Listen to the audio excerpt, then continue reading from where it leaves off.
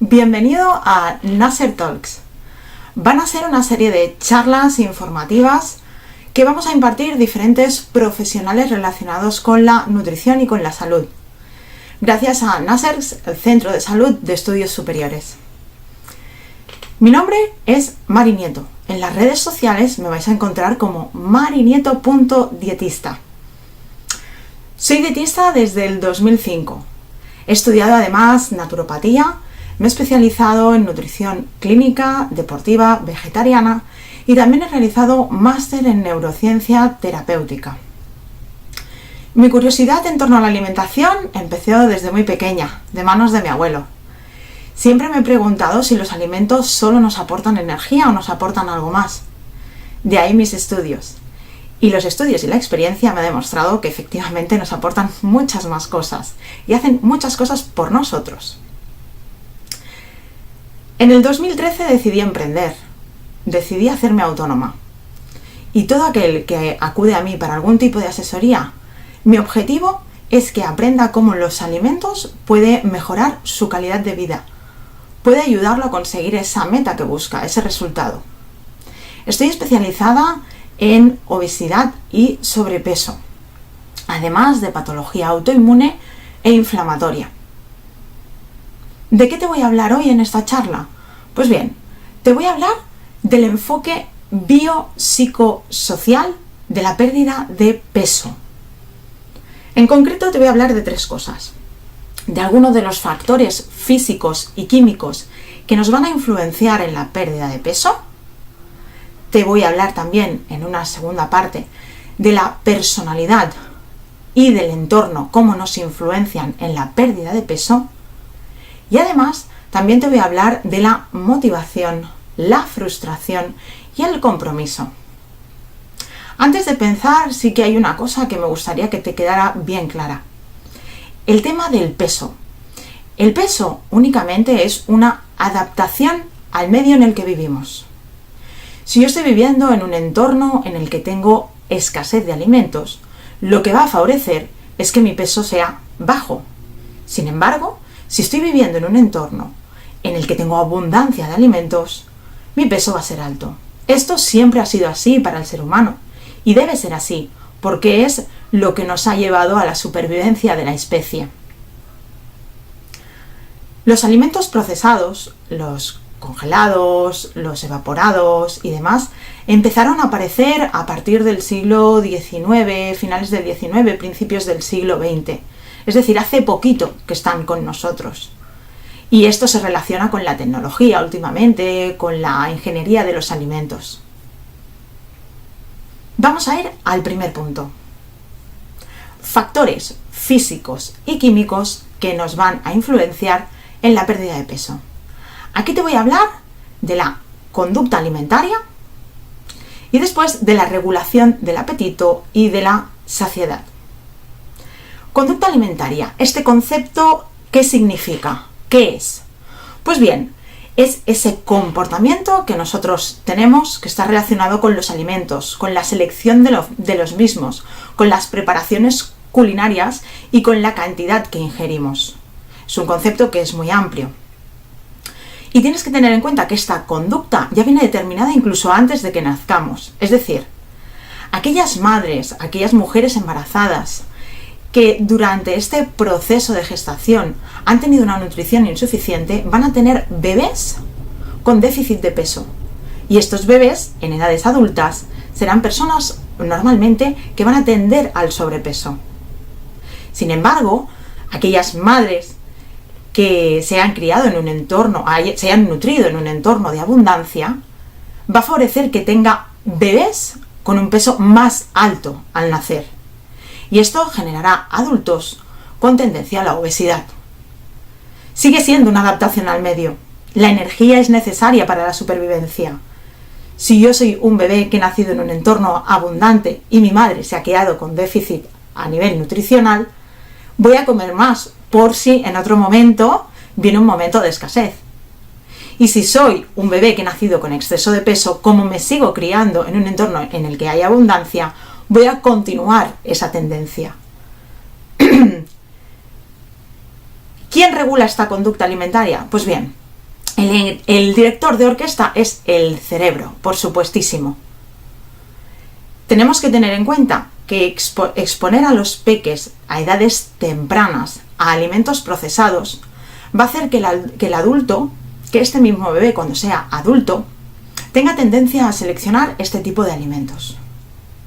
En el cerebro, como te decía, el director de orquesta, van a haber muchas partes que se van a dedicar al control de esta conducta alimentaria. Por ejemplo, el hipotálamo, que igual te suena de haberlo escuchado en algún sitio, regula respuestas básicas, como por ejemplo, ¿cuál?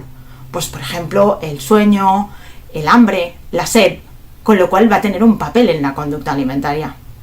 Dentro de lo que es el hipotálamo encontramos una zona que llamamos núcleo arcuato. El núcleo arcuato se encarga del equilibrio endocrinológico y de la función de regulación de la saciedad. Dos cosas muy importantes. Tenemos también el estriado ventral, por otro lado, que se encarga de la recompensa, del deseo, del placer a la hora de escoger alimentos. También tenemos el estriado dorsal, por ejemplo, que se encarga de la compulsión, de los hábitos y de las respuestas condicionadas. Una respuesta condicionada es algo que seguro que te ha podido pasar a ti. Por ejemplo, ver la tele y hacer palomitas, ver una peli. Esto es una respuesta condicionada. La amígdala, que igual también te suena, pero la amígdala cerebral se encarga de la ansiedad y de la ingesta. Además, tenemos la corteza olfactiva, la prefrontal y muchas otras zonas que se van a encargar de esta conducta alimentaria. El segundo punto del que te voy a hablar dentro de los factores físicos y químicos es la regulación del apetito y de la saciedad. Uno de los factores que regulan este apetito y esta saciedad es la masticación. A más tiempo yo tenga el alimento en la boca y lo mastique con los dientes, voy a favorecer que llegue antes la respuesta al cerebro de que estoy lleno o de que no tengo más apetito. Necesitamos un tiempo entre lo que masticamos y que llegue una respuesta a nivel cerebral. Además, también el volumen de aquello que yo como va a tener un impacto muy importante en esta regulación del apetito y la saciedad. Si yo estoy comiendo un alimento rico en fibra, que tiene mucho volumen, es algo que me va a hacer que luego sea menos impulsivo, sea capaz de seleccionar y va a regular de una forma más natural el hambre que tengo, el apetito que yo tengo. Además, también tenemos, por ejemplo, el pH, la osmolalidad, el sistema nervioso, las hormonas, neurotransmisores, la microbiota. Y aquí me quiero parar en tres en concreto. El sistema nervioso, por un lado. El sistema nervioso, uno de los grandes nervios que recorren todo lo que es la parte del aparato digestivo y que se encarga de muchas otras cosas, es el nervio vago. El nervio vago regula infinidad de funciones que están asociadas a órganos y a células. Pero referente a la pérdida de peso, me gustaría centrarme en tres. Controla el hambre y la saciedad. ¿Cómo lo hace? Pues hay un péptido que sus siglas son GLP-1, es decir, el péptido similar al glucagón tipo 1, que se segrega en el intestino delgado. Este lo que hace es segregarse y recorrer el nervio vago hasta que le da la sensación de saciedad al cerebro. Este péptido similar al glucagón tipo 1, si el cuerpo detecta que hay suficientes proteínas, grasas, carbohidratos en este sentido, lo que hace es mandarle la señal al hígado para que el hígado se la envíe al cerebro mediante el nervio vago. ¿Qué más va a hacer el nervio vago por nosotros? Pues controla la secreción de las sustancias pancreáticas. El páncreas, además de segregar insulina, segrega otras sustancias como lipasas, amilasas, etcétera, etcétera, etcétera, que son enzimas que nos ayudan a la descomposición de aquellos alimentos que nosotros estamos ingiriendo. También nos va a controlar muchas funciones hepáticas. Además, como te he dicho, tiene muchas otras funciones el nervio vago, pero principalmente quería destacarte estas tres. Lo siguiente que te quiero hablar, ¿qué es? De la microbiota. La microbiota es el conjunto de microorganismos que se encuentran en nuestro interior. No solo tenemos microbiota a nivel intestinal, tenemos en muchas otras zonas del cuerpo. Y la microbiota, en la pérdida de peso, juega un papel muy importante. En condiciones normales, la relación de firmicutes y bacteroidetes tiene que estar equilibrada. Y estos dos tipos de bacterias tienen que estar en torno al 80% dentro nuestro. Las actinobacterias, las proteobacterias, las fusobacterias tienen que estar en concentraciones más bajas. Si yo tengo un desequilibrio de todos estos nombres que te acabo de decir, que igual es la primera vez que los escuchas, lo que me puede generar son alteraciones metabólicas, me pueden generar patologías y además me pueden generar que tenga apetencia por un tipo de alimento o por otro. Es decir, hay veces que los antojos que solemos tener o estos deseos no es porque los tengamos nosotros, sino porque el tipo de microbiota que nosotros tenemos hace que tengamos apetencia por este grupo de alimentos o por otro grupo de alimentos. De la tercera cosa que te voy a hablar en cuanto a lo que es la regulación del apetito y la saciedad son de las hormonas, las famosísimas hormonas. Seguro que muchas de ellas has escuchado hablar. Una de ellas, por ejemplo, es la leptina. La leptina se segrega por el tejido adiposo y lo que hace cuando está en alta concentración es inhibir las ganas que tenemos de comer. La grelina también está muy asociada a lo que es la leptina. Se segrega por el estómago y se segrega por el duodeno. Y estimula el hambre, es decir, si la tengo en alta concentración va a hacer que yo tenga hambre. Además tengo la colecistoquinina. Sus siglas son CCK. Esta fue la primera estudiada. Se segrega por el duodeno y es una hormona saciante. La insulina, que es segregada por el páncreas, también tiene que ver con la saciedad central. El glucagón, por ejemplo, que se segrega por el páncreas y por el intestino distal. Si está en bajas concentraciones, lo que hace es, en altas concentraciones, lo que hace es reducir la ingesta de alimentos. Y como te he dicho, el GLP-1, el péptido similar al glucagón tipo 1, se segrega por el intestino. Estimula la secreción de insulina, inhibe el movimiento intestinal y de las secreciones y además reduce la ingesta de alimentos. No solo existen estas hormonas, hay muchas otras como el péptido II, la enterostatina y muchas otras que van a intervenir. Estas son solo unas cuantas. Del segundo punto del que te quiero hablar dentro de este enfoque biopsicosocial en torno a la pérdida de peso es de la personalidad y del entorno.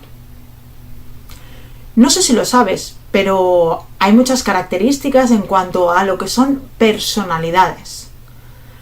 Hay rasgos y tendencias de personalidad que favorecen un aumento del peso.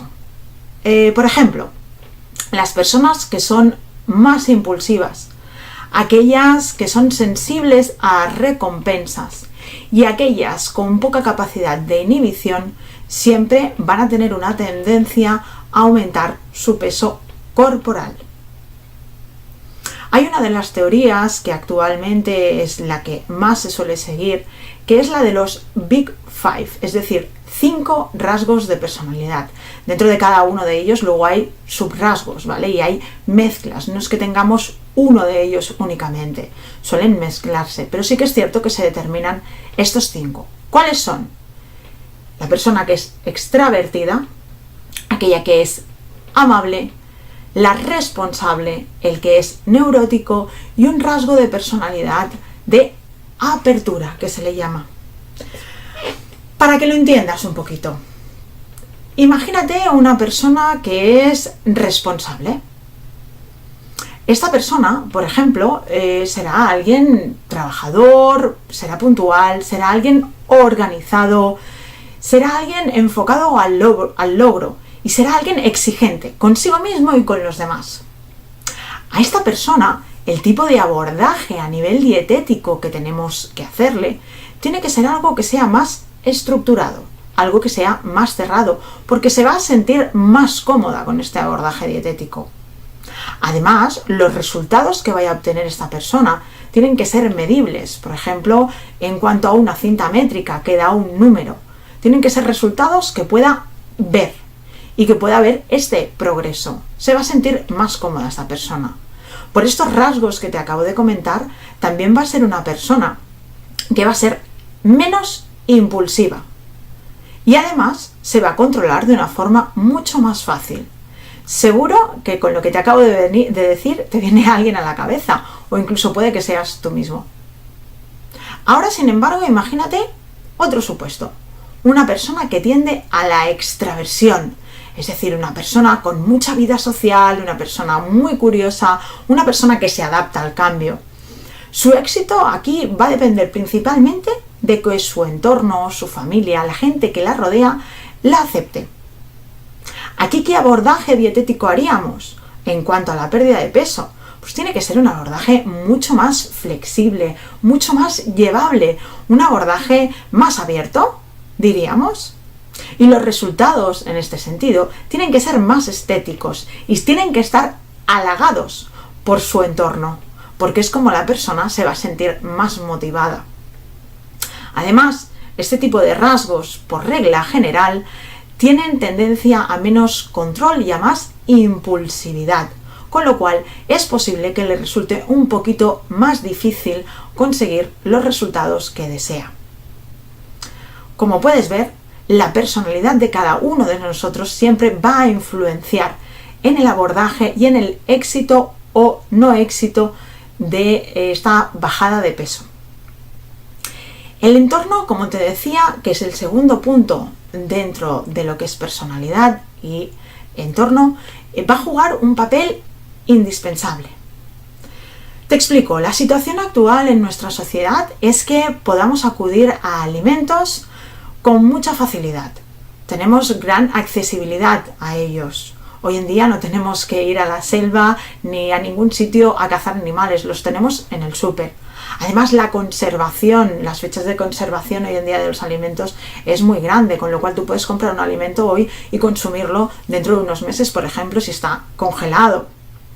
Además, también tenemos una gran cantidad de servicios que nos ofrecen comida a domicilio. Comida que normalmente está procesada y además los tamaños de estas suelen ser grandes. Todas estas cosas van a favorecer siempre un aumento de peso.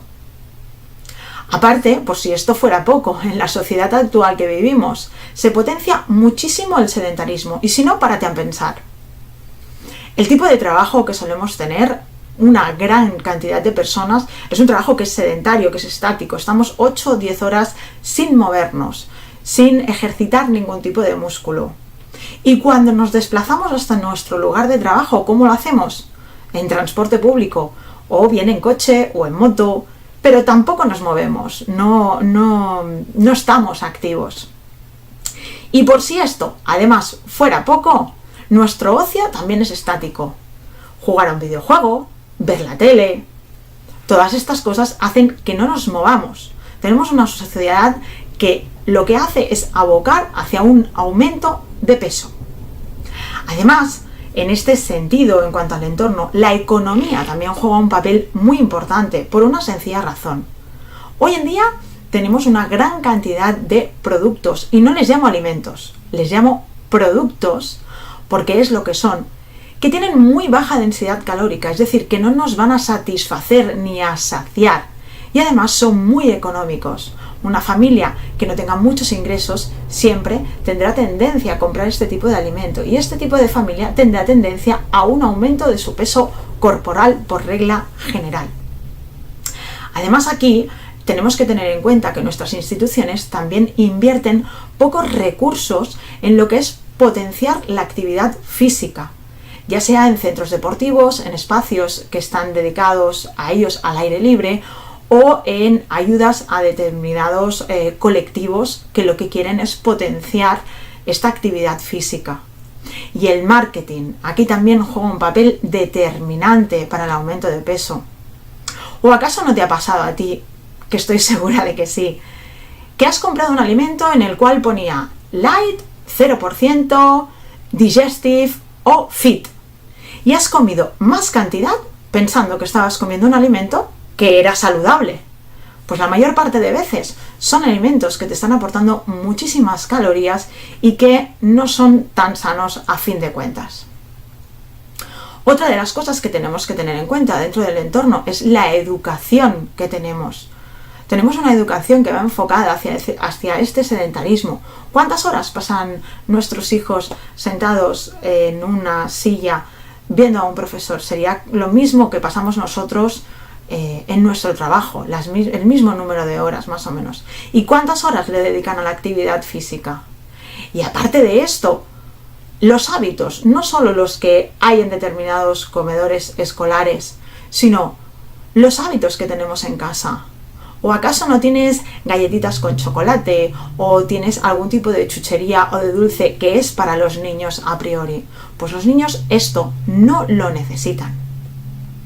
Además, también la cultura juega un papel muy importante. No nos alimentamos igual, por ejemplo, en las mismas características nutricionales en la parte de Sudamérica o como nos alimentamos aquí, por ejemplo, en España o en Europa.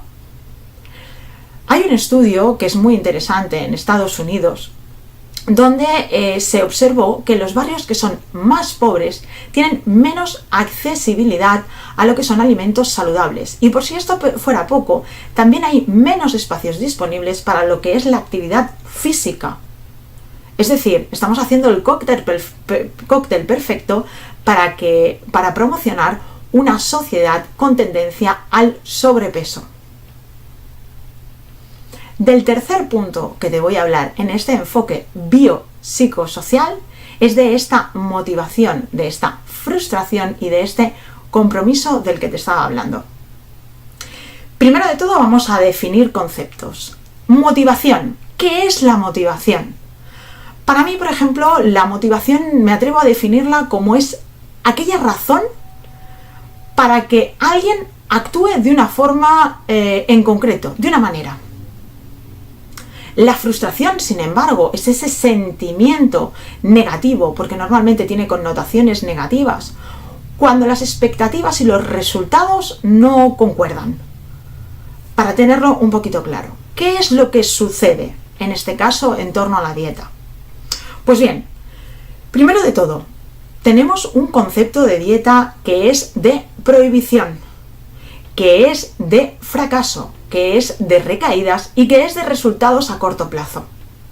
Cuando lo que realmente tendría que ser el concepto dieta es cambio de hábitos, alimentarme de aquella forma para conseguir el resultado que yo estoy buscando en cuanto a peso o alteración de cualquier otro tipo. Tiene que ser hacer dieta un concepto de cuidar nuestro cuerpo. Tiene que ser un concepto que englobe mejorar nuestra calidad de vida. Es decir, que yo llegue a ser una persona mayor, pero que pueda correr detrás de mis nietos sin tener dolores. Y además, el concepto de hacer dieta tiene que tener algo muy importante, y es aprendizaje durante el proceso de cambio. Una de las cosas que hay que tener clara en el abordaje de la pérdida de peso es que necesito trazar un plan, es decir, es necesario tener un punto de partida inicial que nos lleve a un objetivo y ser conscientes que durante este camino nos vamos a encontrar diferentes piedras que pueden alejarnos inicialmente hasta donde que nos gustaría llegar.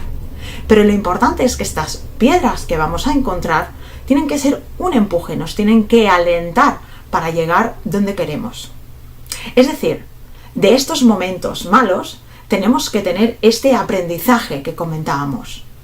Tenemos que olvidarnos de aquel concepto extremista de hago dieta o no hago dieta, aquel concepto de hago deporte o no hago deporte.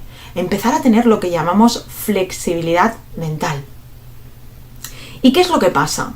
Lo que pasa es que vivimos en una sociedad actualmente en la que todo tiene que ser automático. Es decir, yo hago algo y tengo que tener una respuesta en el momento. Por ejemplo, me duele la cabeza o no me encuentro bien a nivel muscular. ¿Qué es lo que hago? Me tomo un medicamento para que rápidamente se me quite ese dolor y poder seguir con mis planes que tenía. No le doy tiempo a mi cuerpo. O por ejemplo, me apetece comer hoy una pizza o un determinado plato. Llamo a una empresa para que me lo traiga. O me acerco con el coche en busca de una hamburguesa para que me la sirvan en el momento. Es decir, buscamos recompensas que sean automáticas. Y es un poco lo que estamos buscando con la dieta. Algo que yo siempre remarco mucho cuando venís en busca de algún asesoramiento es que si venís con mucha motivación, no la quiero. Por una sencilla razón, porque esta motivación es efímera, tiene un inicio y tiene un fin.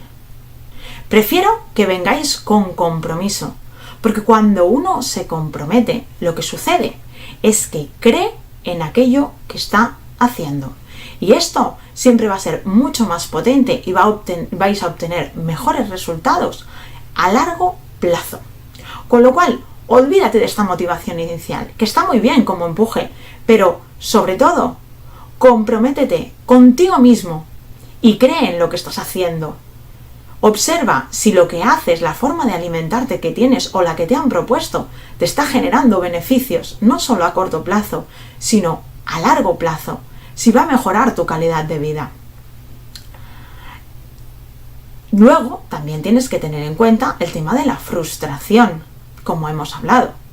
En cuanto a la frustración, es importante que el objetivo que te marques sea un objetivo realista.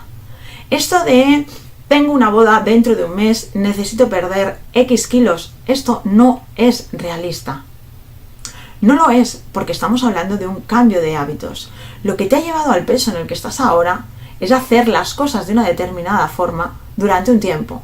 No podemos pretender eliminar este exceso de peso que podemos tener en 3 semanas o en un mes, por el simple hecho de que tenemos un compromiso a nivel social. Me gustaría que con este vídeo que acabo de realizarte tuvieras diferentes conceptos que son claros a la hora del abordaje dietético y de todo lo que engloba a la pérdida de peso. La pérdida de peso va mucho más allá posiblemente de que alguien te pese en una báscula. Va mucho más allá de que te den un plan dietético o un menú cada semana. La pérdida de peso es entender a la persona, es entender sus funciones corporales, es entender su entorno, es entender aquello que la motiva y aquellas cosas que la frustran, incluso todo lo que ha aprendido en su recorrido en la vida. Eso es la pérdida de peso. Centrémonos más en un cambio de composición corporal, más allá de lo que nos pueda decir una báscula. Porque si no, lo que estamos haciendo es acabar volviéndonos esclavos de un tipo de alimentación y de una báscula. Somos un todo, así que entendamos el concepto de pérdida de peso precisamente como un todo y no como únicamente qué alimentos tengo que comer o dejar de comer. Espero que este vídeo te haya servido, que hayas aprendido todo lo que te he expuesto hace un momentito. Y si es así, dale al like, comparte y síguenos tanto a Nasserx como a mí para más vídeos formativos. Así podrás aprender y estar actualizado. Te espero y déjanos el comentario o si tienes alguna otra propuesta más abajo. Para nosotros será un placer escucharte. Que vaya bien.